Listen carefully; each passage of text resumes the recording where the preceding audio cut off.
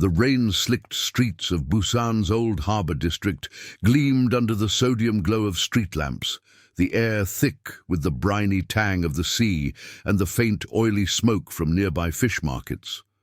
It was past midnight, and the neon signs of the waterfront eateries flickered like dying fireflies, casting erratic shadows on the wet pavement. Inside the dimly lit interior of Hans' Noodle House, the last patrons had trickled out hours ago, leaving behind the clatter of empty bowls and the lingering scent of sizzling garlic and soy.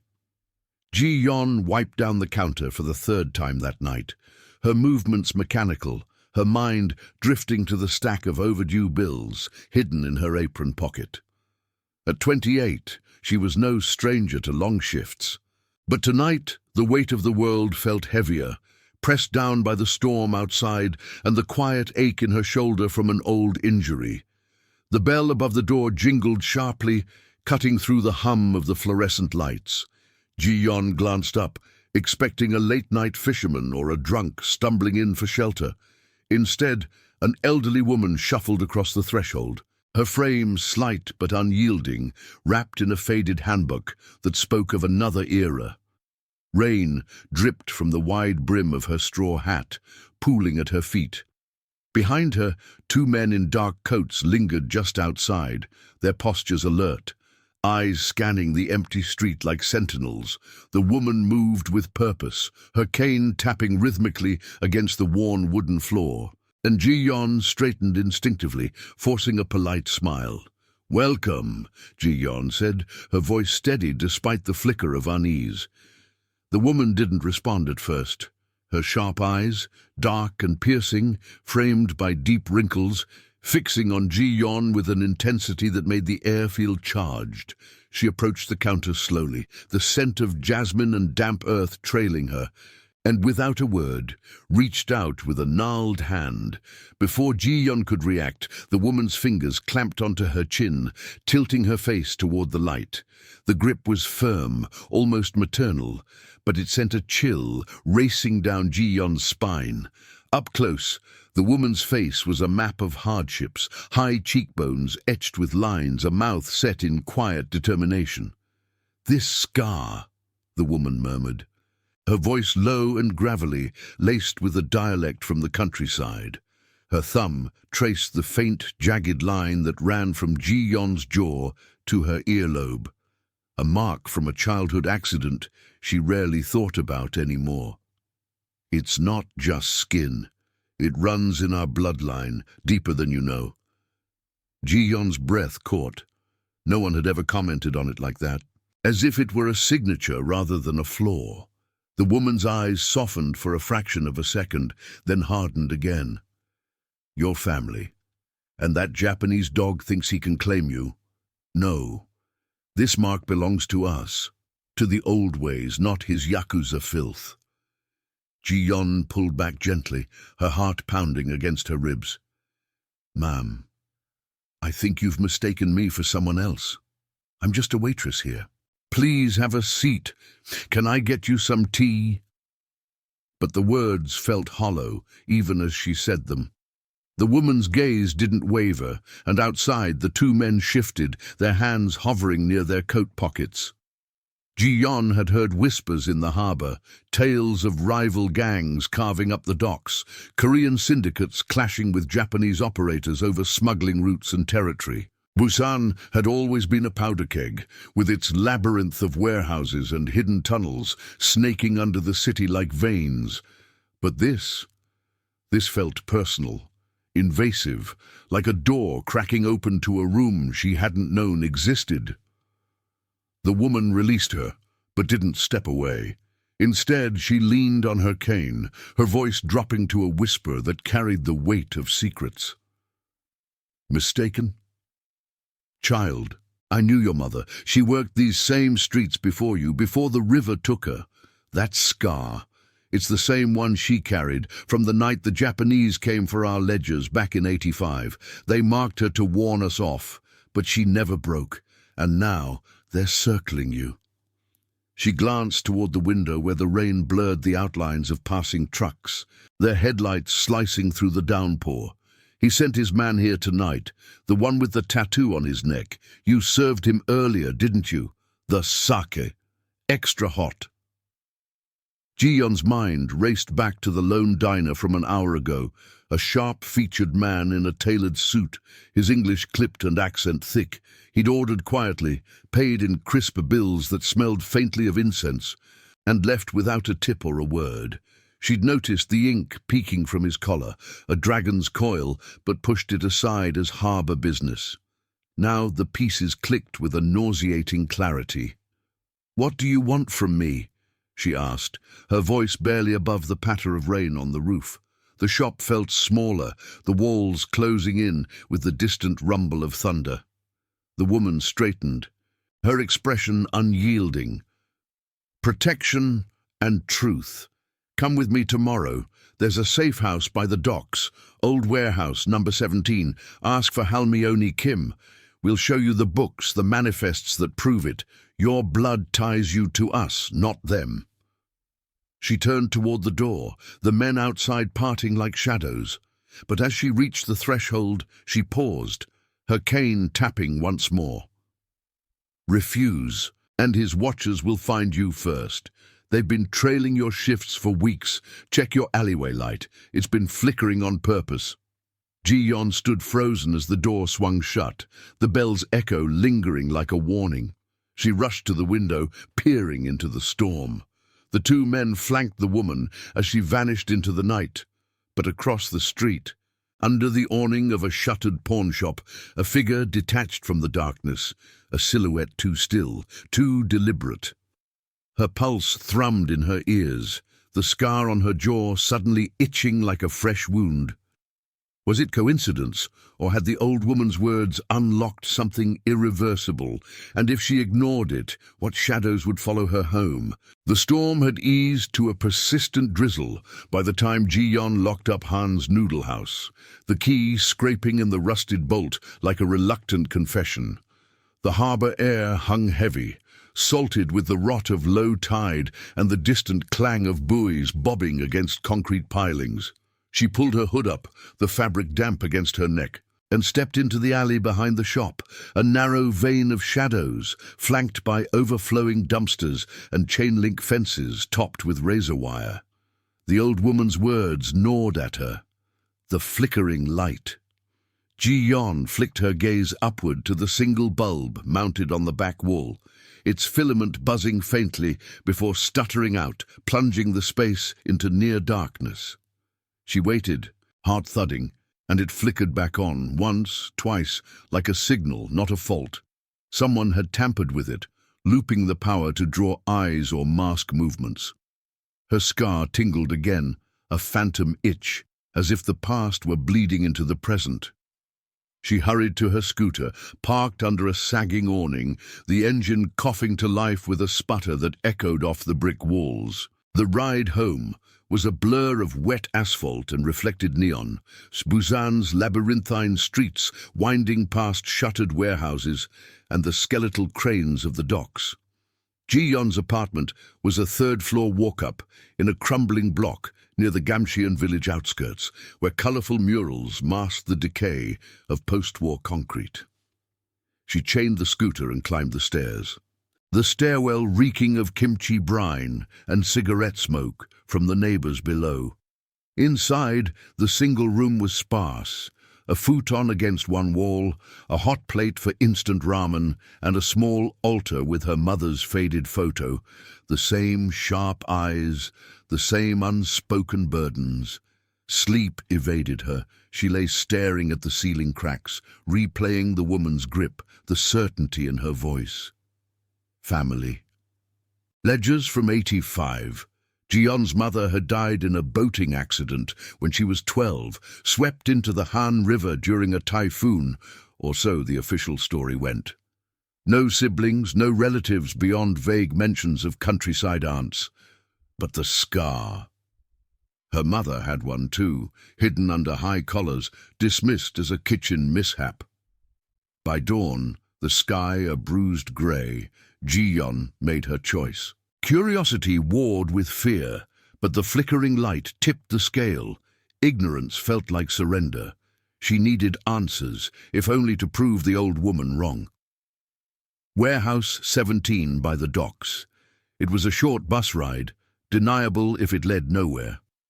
The morning fog clung to the waterfront like a shroud, muffling the cries of gulls and the low rumble of cargo trucks idling at the gates. Ji-yeon wore her usual jeans and jacket, blending with the laborers in oil-stained coveralls hauling crates of frozen squid. The docks stretched out in a maze of shipping containers stacked like metallic tombs, their surfaces rusted and spray-painted with faded gang tags, Korean hanja intertwined with Japanese kanji, a silent turf war etched in rust. She slipped past the main security booth, where guards in ill-fitting uniforms checked manifests on battered clipboards, their radios crackling with static-laced Korean. Number 17 loomed at the edge, a squat brick building half swallowed by ivy, its loading doors chained but the side entrance ajar, as if expecting her. Pushing inside, the air shifted, cool and musty, laced with the tang of old paper and machine oil. Dim bulbs dangled from exposed wires, casting pools of yellow light on rows of metal shelves crammed with ledgers, yellowed files, and dusty crates. Footsteps echoed from the shadows, and a young man emerged, mid-20s, lean and watchful, his face marked by a fresh bruise under one eye. He wore a simple black hoodie, but the way he moved, balanced, assessing, screamed security. "Halmione Kim sent you?" His voice was low, accented with the rough edges of Busan dialect, eyes flicking to her scar without surprise. Ji-yeon nodded, throat tight. "She grabbed me last night. Said something about bloodlines and the Japanese." He gestured to a scarred wooden table in the corner, where a kettle steamed on a portable burner, the scent of barley tea cutting through the damp. As she sat, he slid a thin folder across, photocopies of shipping manifests, dates stamped in the 1980s, names blurred but legible. Her mother's, alongside others tied to smuggling routes for black market electronics and untaxed fisheries. "Your Halmione, our Halmione, runs the old network. Korean families holding the line against the Yakuza influx. They pushed in after the 97 crisis, buying up dock contracts with dirty money from Tokyo. Your mother was a courier, marked when she refused to flip." He tapped a photo clipped to the file, a grainy surveillance shot of a woman, her mother, exiting a warehouse much like this one, a jagged line fresh on her jaw. Ji-yeon's fingers trembled as she traced it. "Why me? I don't know any of this." "The man, Min-ho," he introduced himself, leaned in, voice dropping. "Because the boss, Tanaka, he's obsessed with purity now, blood debts. He lost a shipment last month, our doing, and traced it back through old records. Thinks you're leverage, or worse, a way to bind the families. His man at your noodle house, that was reconnaissance. They've got eyes on your routes, the bus from Gamcheon. The alley cam feeds looped to hide tails. Outside, a horn blared, too close, too insistent.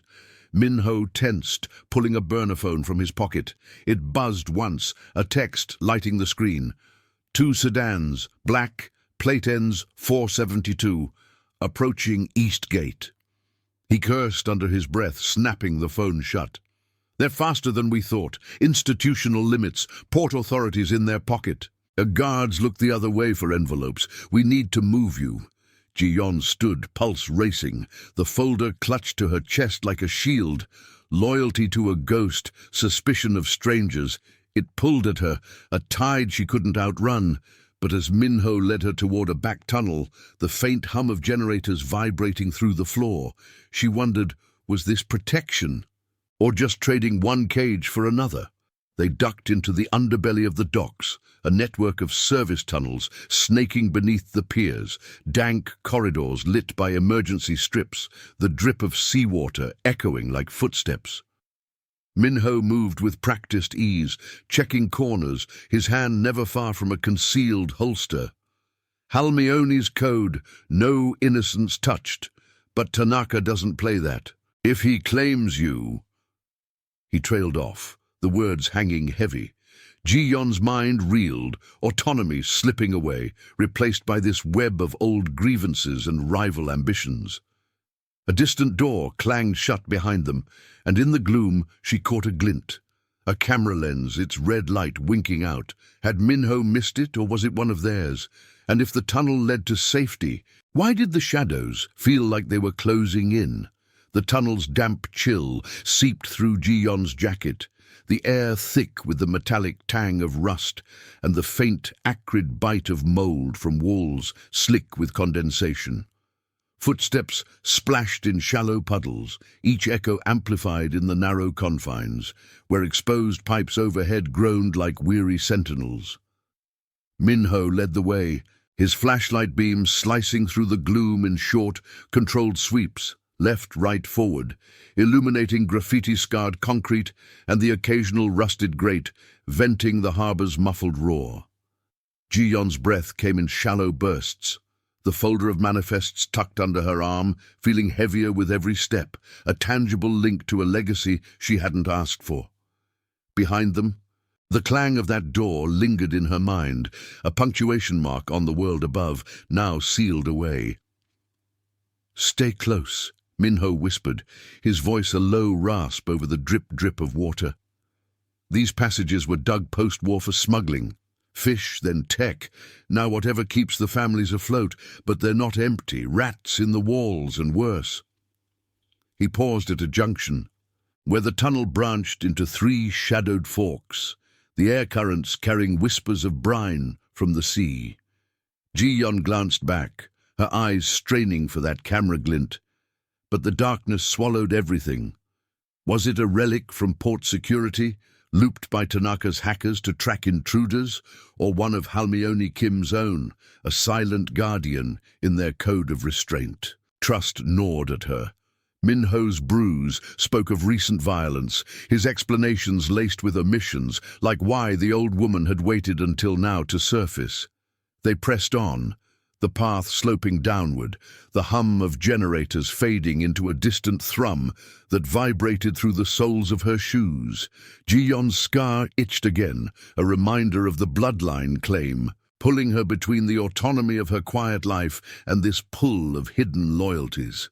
Up top, the docks were a battlefield of logistics, rival factions bribing officials for manifests, tampering with crane schedules to hijack loads, all under the guise of legitimate trade.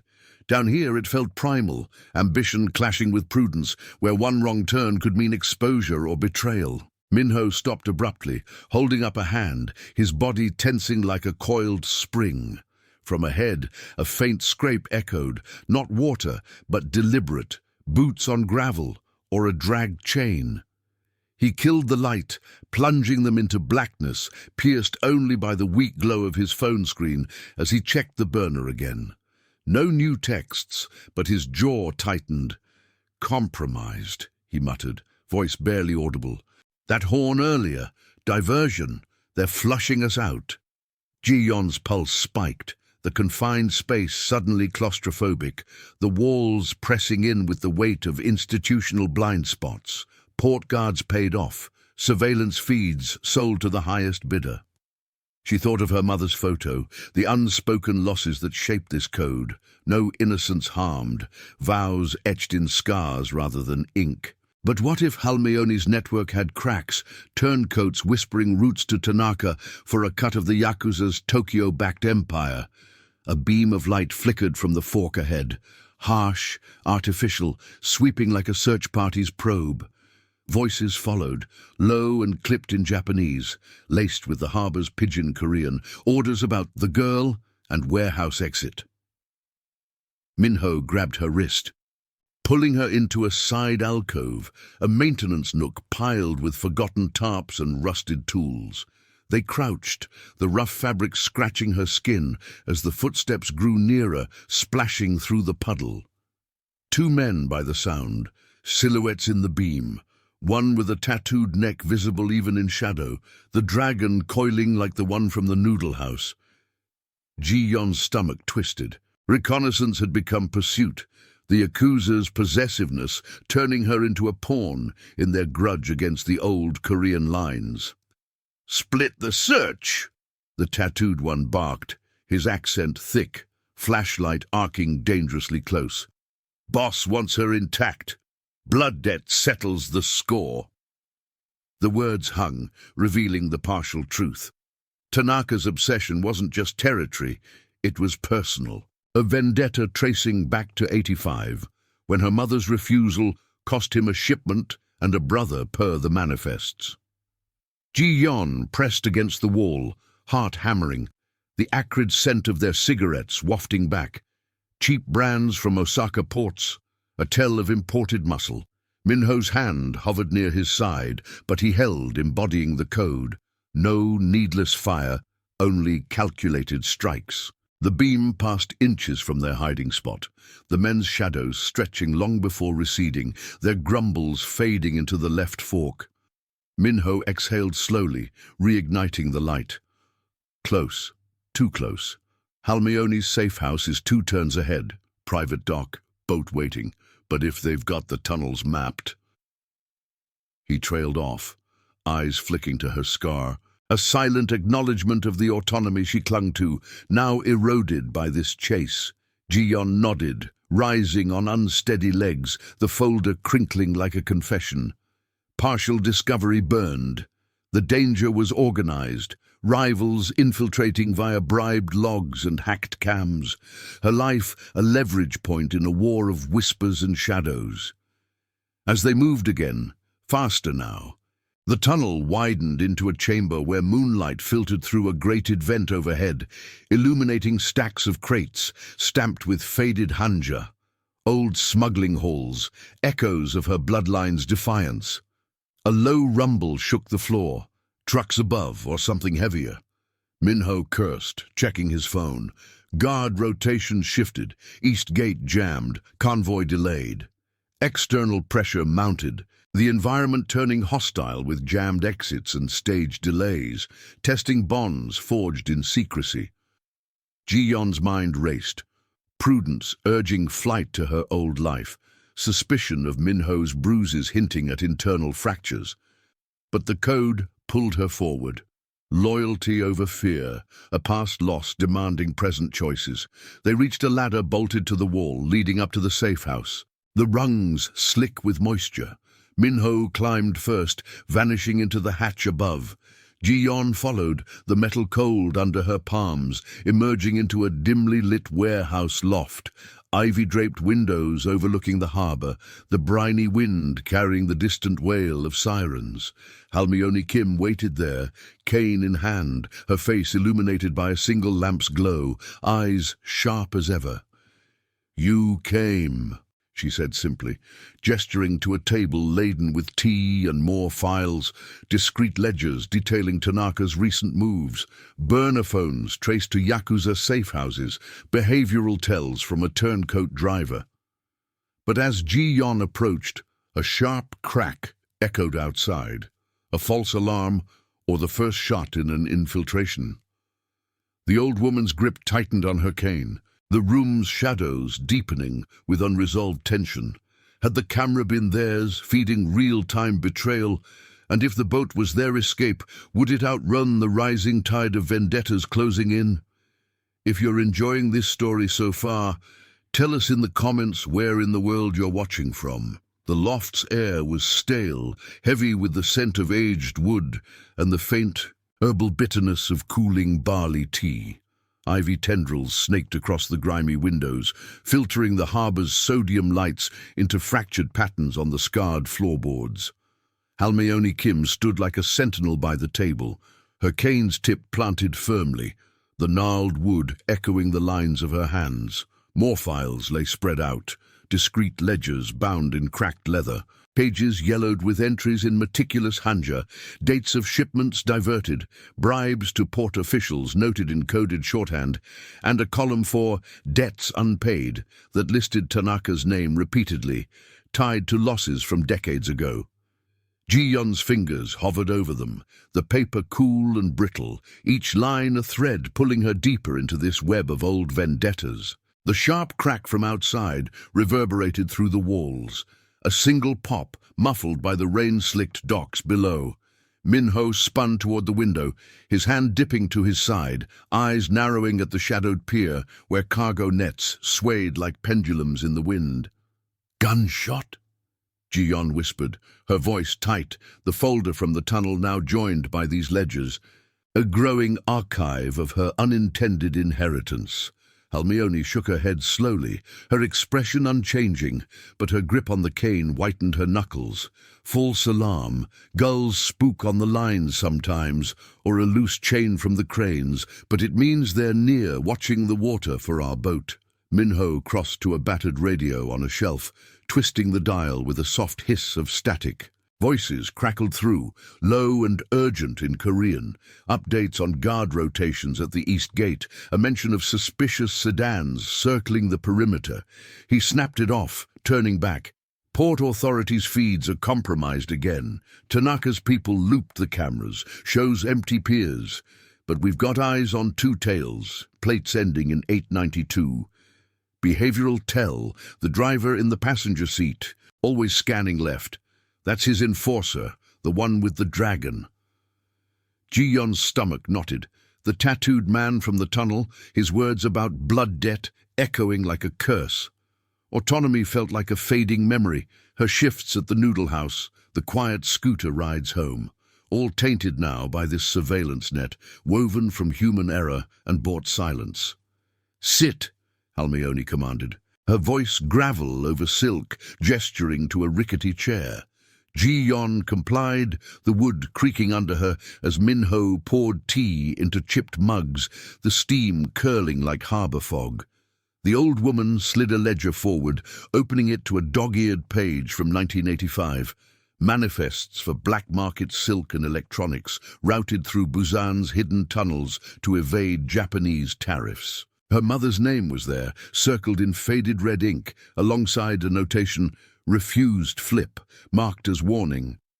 Halmeone's finger traced the line, her eyes locking on Ji-yeon's scar. She carried our code, loyalty to blood, not to the highest bidder. Tanaka's brother pushed the deal. Yakuza expanding after the oil shocks, hungry for Korean ports. Your mother burned a shipment instead.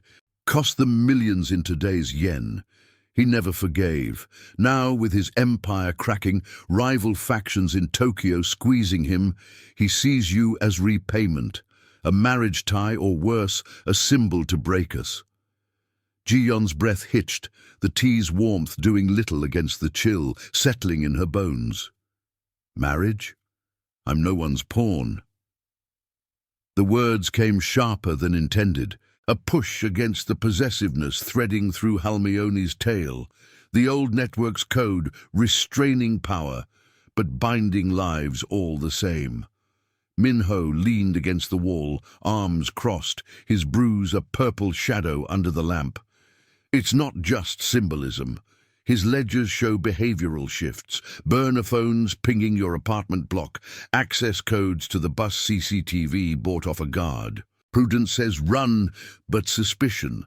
We've got a turncoat in the ranks. Someone fed them the tunnel routes. His gaze flicked to Halmeone, a subtle tension crackling, ambition versus loyalty, the human fractures in their found family. Outside, the drizzle thickened into a steady patter on the tin roof, the harbour's buoys clanging like distant warnings. Halmeone nodded, unperturbed. Turncoats come with the trade, but our code holds. No innocence vows kept even in loss. Your mother's death wasn't the river, it was them, staging a typhoon accident to silence her. I lost a son to the same waters back when we pushed them out of Warehouse 12. That's the legacy, scars that bind, not break. She closed the ledger with a soft thud, the sound swallowed by a sudden rumble. Thunder, or the low growl of engines idling too close. Minho moved to the window again, peering through the ivy. Boats delayed, storms jamming the radio signals, natural cover, but it buys them time for infiltration. Rising tension coiled tighter, the safe house no longer sanctuary, but a pressure cooker of secrets. Ji-yeon stood, pacing the creaking floor, her mind a storm of conflicts. The pull of this bloodline's protection against the fear of entrapment, ethics clashing with the raw survival of the docks. If I stay, what then? Your world, your fights? Halmeoni's eyes softened, just a flicker. You choose, but ignore it, and Tanaka's watchers turn from shadows to chains. Check this. She handed over a small device, a modified key fob, its LED blinking faintly. Planted on your scooter last week. Tracks you to the millimeter. We disabled it, but it proves the depth. A blackout hit then, sudden and total. The lamp dying, the radio silent. The loft plunged into inky void, broken only by the window's faint glow. Power outage, common in the old district from overloaded grids, but timed too perfectly. Minho swore softly, fumbling for a flashlight as footsteps scraped outside the door, heavy, deliberate, not the wind. They're here, he hissed, positioning himself by the entrance, hand on his holster. Ji-yon's heart slammed, the ledgers scattering in the dark like fallen leaves. Had the turncoat sold the exact location, or was it a botched guard rotation, letting rivals slip through? Halmeoni gripped her cane like a weapon, whispering, "The boat! Secondary exit through the crates. Go now." They moved in the gloom, Minho's beam cutting a path to a hidden panel behind stacked boxes, the air shifting to the briny rush of the pier below. Ji-yon followed, the fob clutched in her fist, its weight a symbol of eroded trust. As the panel creaked open, revealing a rope ladder dangling to the water, a muffled thud shook the door, ramming or a stage diversion. Bonds tested, the code's restraint fraying under external pressure. Minho descended first, then Ji-yon, the rope slick and biting into her palms, the sea's chill spray rising to meet her. Above, Halmeoni's voice carried down. Blood runs deeper than their ink. Remember that. They hit the dock running, the boat a shadowed silhouette bobbing against pilings, its engine coughing to life under Minho's hands. But as they cast off, headlights pierced the fog from the shore, black sedans, doors flying open, figures spilling out with the glint of steel. The environment turned hazardous, waves slapping the hull, the storm's wind whipping ropes into frenzy. Ji-yon scanned the water, pulse thundering. Was the turncoat on the boat with them, or waiting in the next safe house? And if they outran the lights, what cost would this flight exact on the family she was only beginning to claim? The boat lurched into the harbor's embrace, its diesel engine growling against the storm's fury, propellers churning froth from the black water. Salt spray stung Ji-yon's face, mixing with the rain that lashed sideways, the wind howling through the pilings like a chorus of warnings. Minho gripped the wheel with white-knuckled hands, his hoodie plastered to his frame, eyes fixed on the fog-shrouded shore where the sedan's headlights bobbed like predatory eyes. The vessel was a weathered fishing trawler, its hull scarred from years of smuggling runs, low deck cluttered with nets and crates, a single cabin offering scant shelter from the gale. Ji-yon huddled by the gunwale, the cold metal biting through her wet clothes, her mind a whirl of doubt.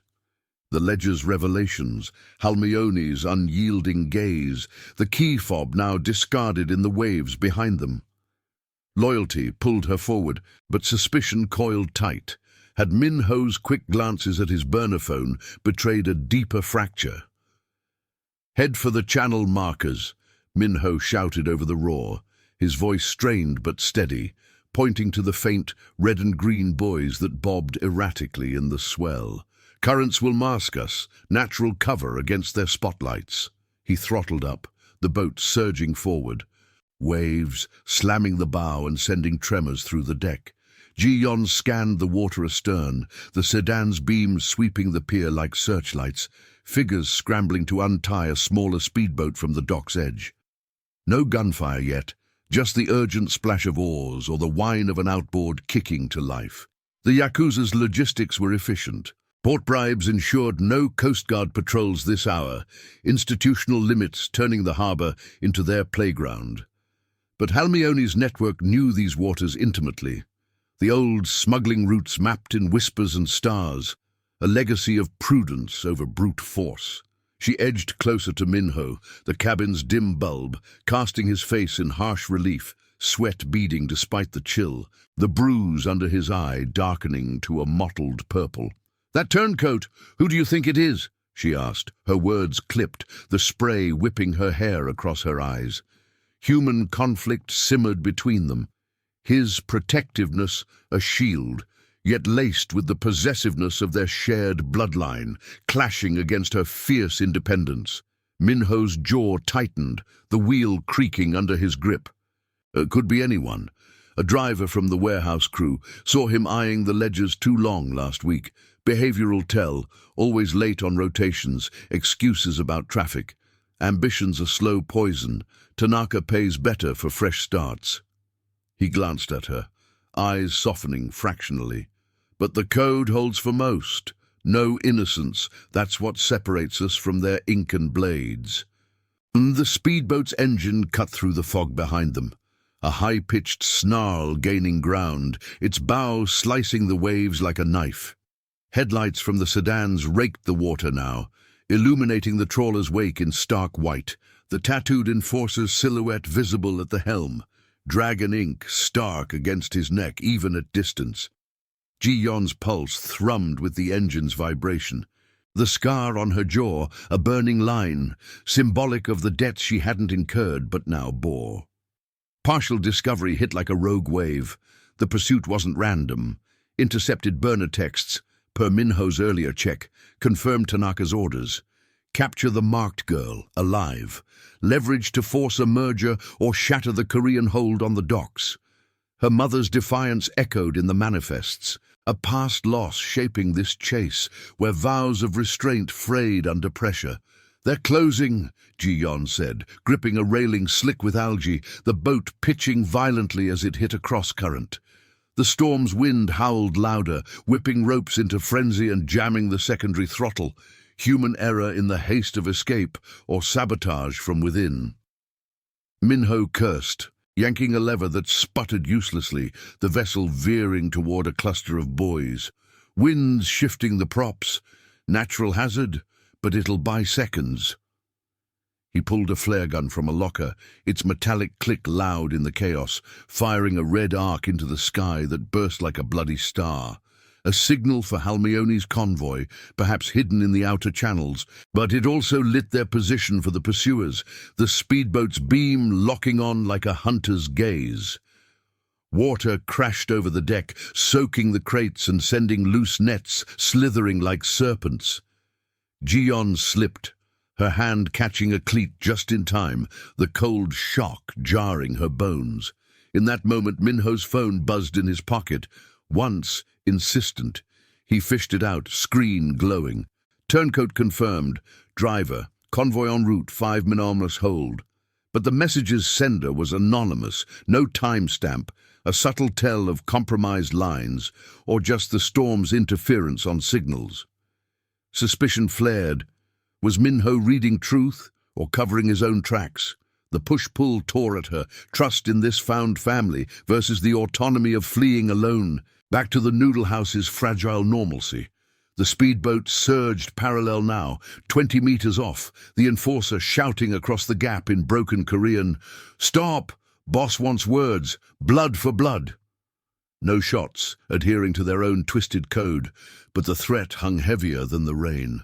Minho swerved hard, the trawler groaning as it grazed a buoy, sparks flying from the hull. The impact jarred them, Ji-yon slamming against the cabin wall, pain blooming in her shoulder, echo of her old injury, a cost of this immersion. Ahead, the channel narrowed into a gauntlet of pilings and sunken debris, the fog thickening to a wall, sounds muffled. The slap of waves, the distant thrum of an approaching engine, ally or ambush. They burst through, the speedboat faltering in the shallows, its propeller snagging on a chain. Deliberate hazard of the old routes, known only to those with the ledger's secrets. Cheers rose from Minho, but Ji-yon caught the enforcer's glare, unyielding even as his boat listed. Victory's edge sharpened the tension. The convoy's lights pierced the mist ahead, two larger vessels flanking like guardians, their horns low and reassuring. Yet as they neared, a shadow detached from the lead boat, a figure signaling with a flashlight, Morse-like taps. Minho's face paled. "That's not our pattern." The environment betrayed them again. A staged rendezvous or internal betrayal twisting the knife. Ji-yon's hand tightened on the railing, the harbor's briny breath filling her lungs. Had the turncoat rerouted the convoy, or was this Tanaka's infiltration, turning protection into peril? And in the crossfire of legacies, what sacrifice would seal her place in this blood-soaked family? The trawler's deck heaved under Ji-yon's feet, the storm's swell rocking it like a cradle in chaos, waves crashing over the gunwale in salty sheets that blurred the line between sea and sky. The convoy's lights ahead, 3 vessels now, their silhouettes cutting through the fog like ghosts, flashed in erratic pulses, the Morse-like taps from the lead boat spelling urgency in code. Abort. Trap.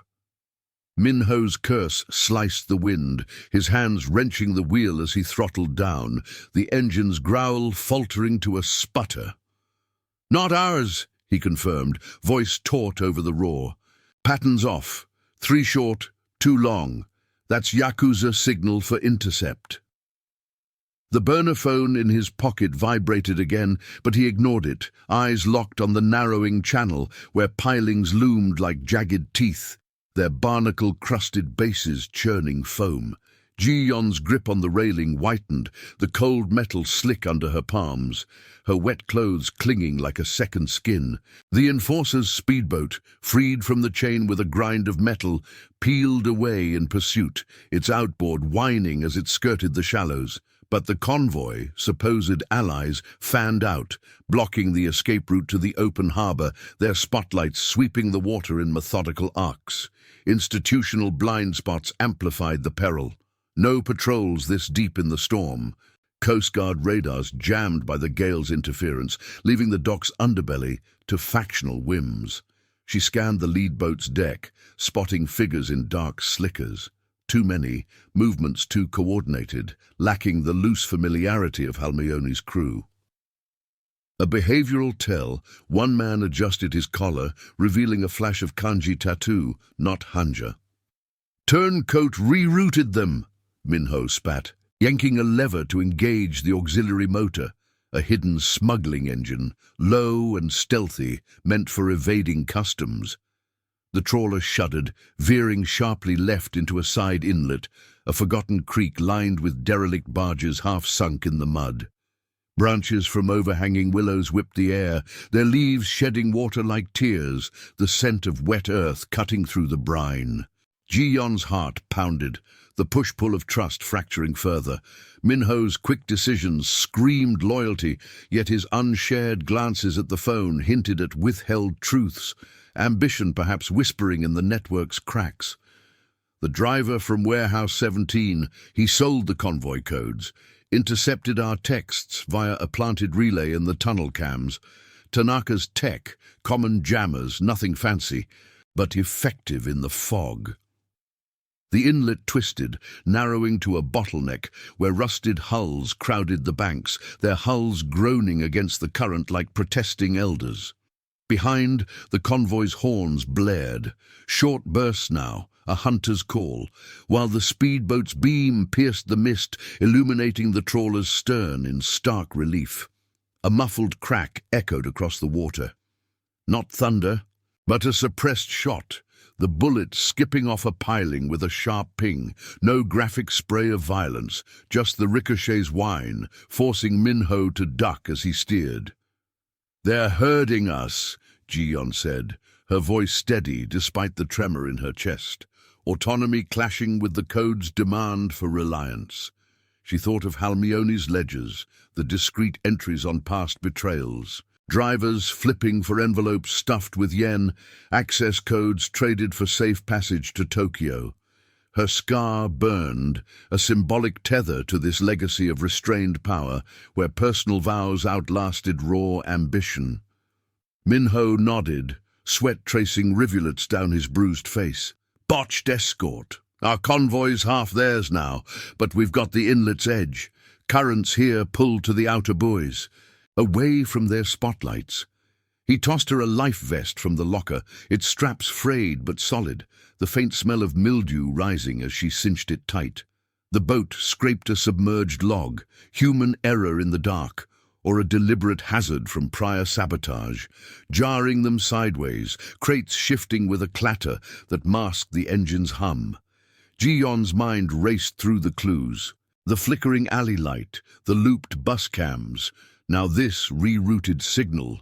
Partial confirmation solidified. The threat was orchestrated, rivals infiltrating via turncoats and bought tech, turning the harbor's veins against its own.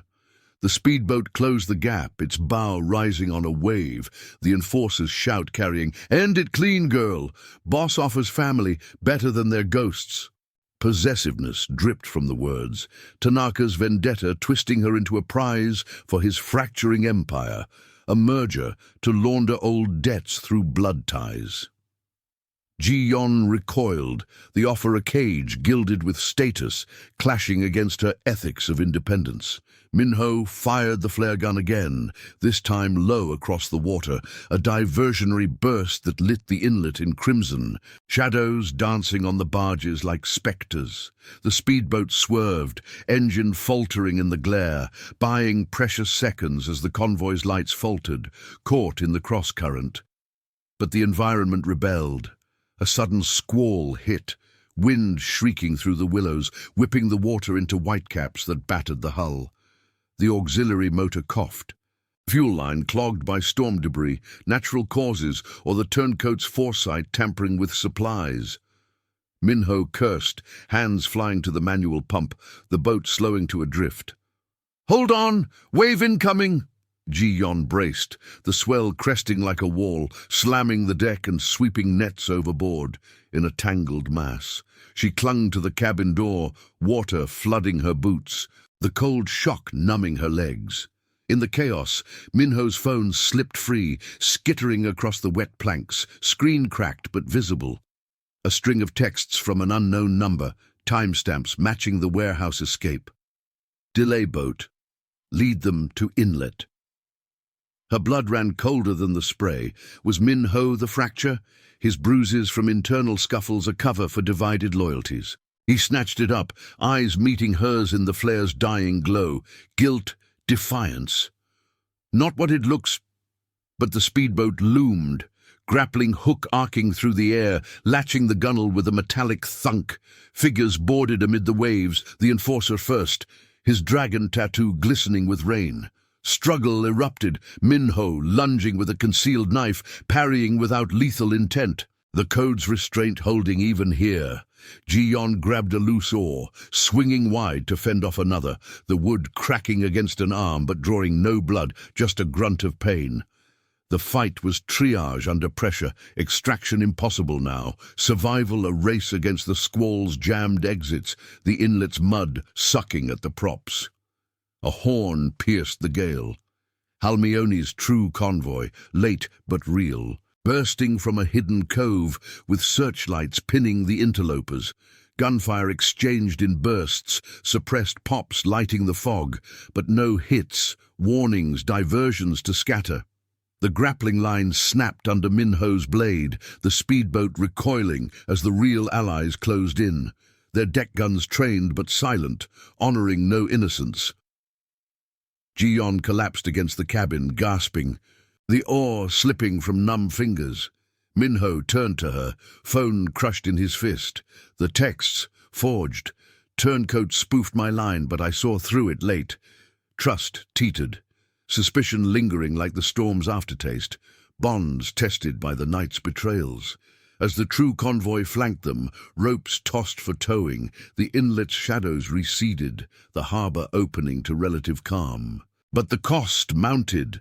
Minho's arm gashed shallow from the scuffle, Ji-yon's shoulder throbbing anew, exposure to the network's fractures now inevitable. Halmione's voice crackled over radio. "To the safe house, northern tunnels. Truth awaits." Jiyon stared at the receding lights of the false convoy, the enforcer's glare a promise unfulfilled. Victory edged closer, but at what sacrifice?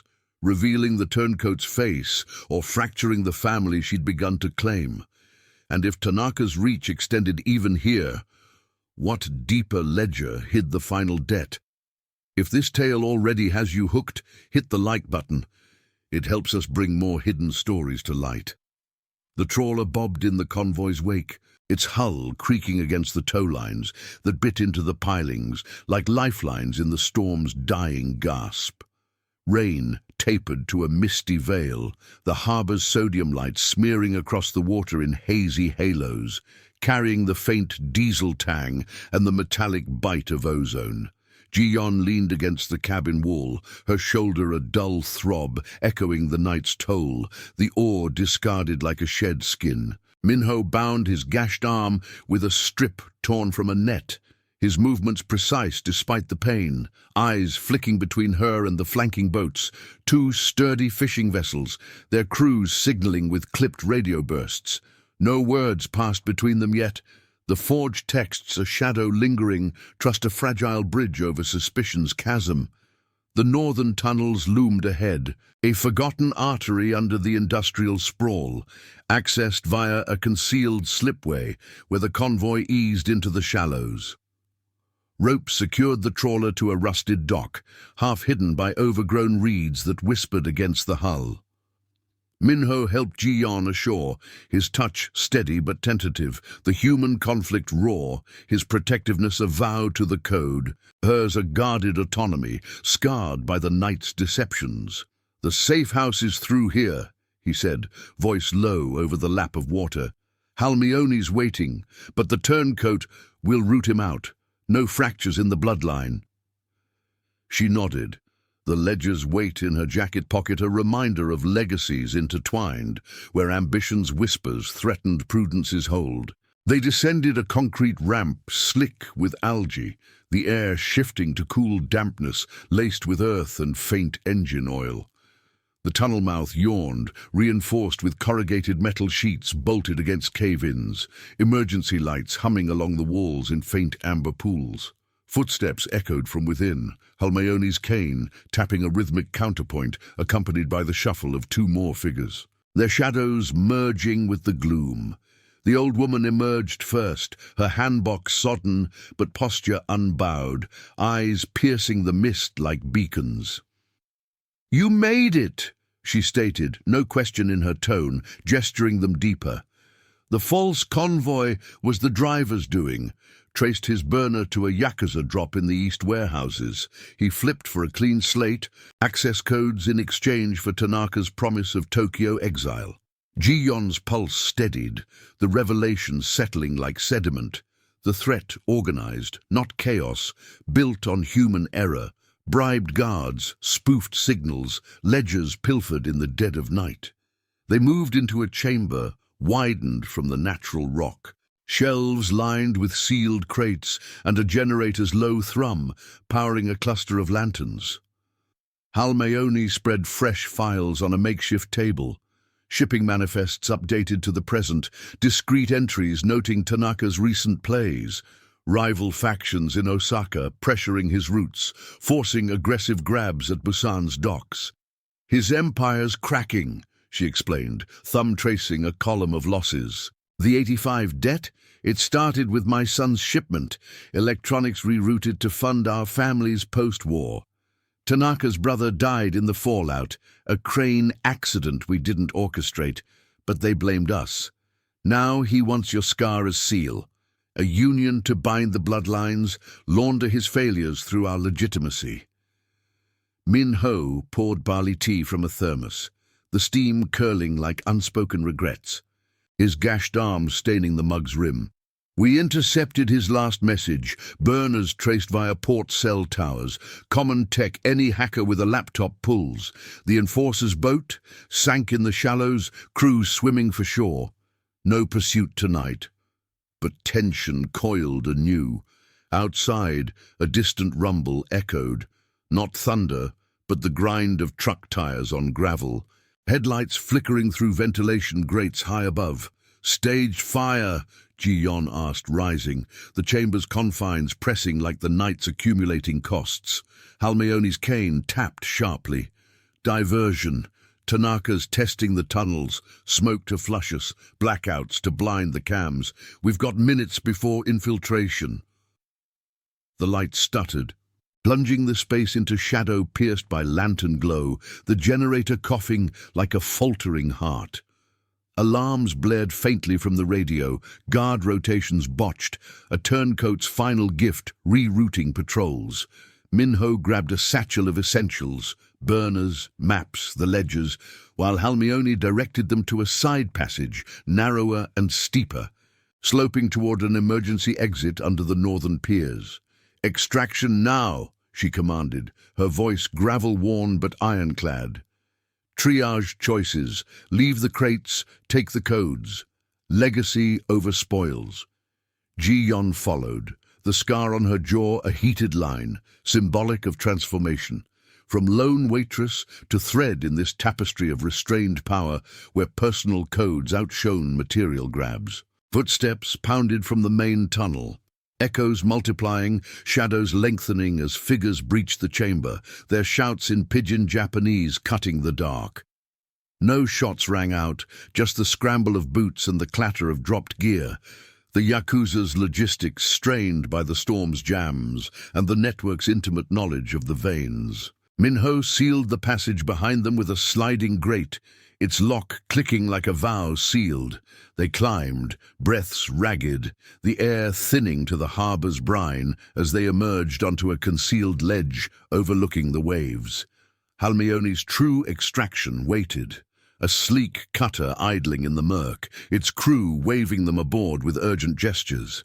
As the boat pulled away, the tunnel mouth belching smoke from the stage blaze below, Ji-yon watched the docks recede, the sedan's lights converging like moths to flame. Exposure's cost hit. Minho's wound would scar, a mirror to hers. The network's fractures demanded sacrifices, exiling the driver, purging compromised lines. But the revelation crystallized. The true treasure wasn't the ledger's spoils or Tanaka's shattered claim, but the protection forged in flight, trust rebuilt amid betrayals, a found family bound by blood deeper than ink. Halmeoni placed a hand on her shoulder, grip firm as the old woman's words at the noodle house. "You belong to none but choice. Our code, loyalty endures. Memories outlast the power plays." The cutter sliced into the open sea, Busan's lights fading to a constellation of warnings, the storm's hush settling like a hard-won peace. Ji-yon breathed deep, the salt cleansing the night's grime, autonomy reclaimed not in isolation but alliance. The adventure's echo lingered, scars as badges, not chains, transforming rivals into relics. In the quiet, Halmeoni murmured of future safe houses, a pledge unspoken but felt, family chosen, legacies carried forward. Subscribe to our channel for more incredible tales of loyalty, danger, and found family. See you in the next story.